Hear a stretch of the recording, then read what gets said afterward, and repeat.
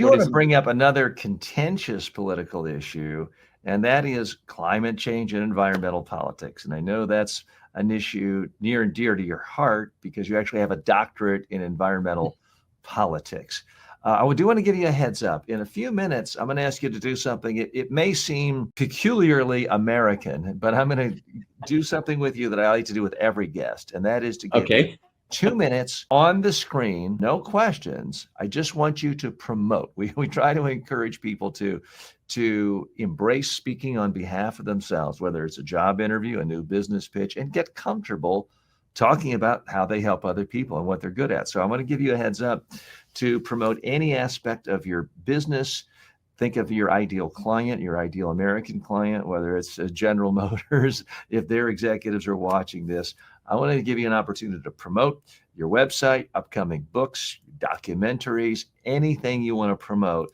And I actually take myself off the screen and let you just promote in a very undiluted way. So that will be coming up in a minute. I want to pick your brain as a strategist now, because here in the United States, it seems that so many people who do care about global climate change, do care about global warming, they're always on the defensive in terms of their communication skills and their communication messages, because the people who want to say, well, global warming is a hoax and this whole environmental stuff, it's just a way of attacking big businesses. They are often, and this is not my belief, they're often more successful at communicating to voters. In fact, without going into all the politics, there is a major presidential candidate in the United States this year who has been a president before and says that his first, one of his first actions is going to be to roll back every pro-environmental policy, to make it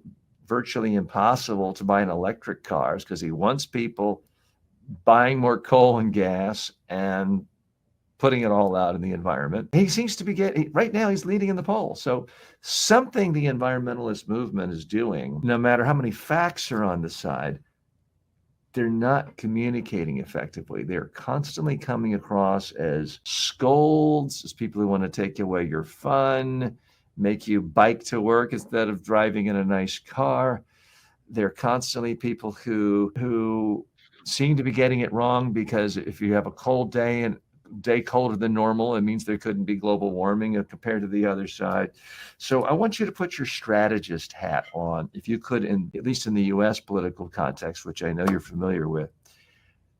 How can environmentalists and politicians who support stronger environmental policies communicate effectively? Because I just see them constantly on the defensive.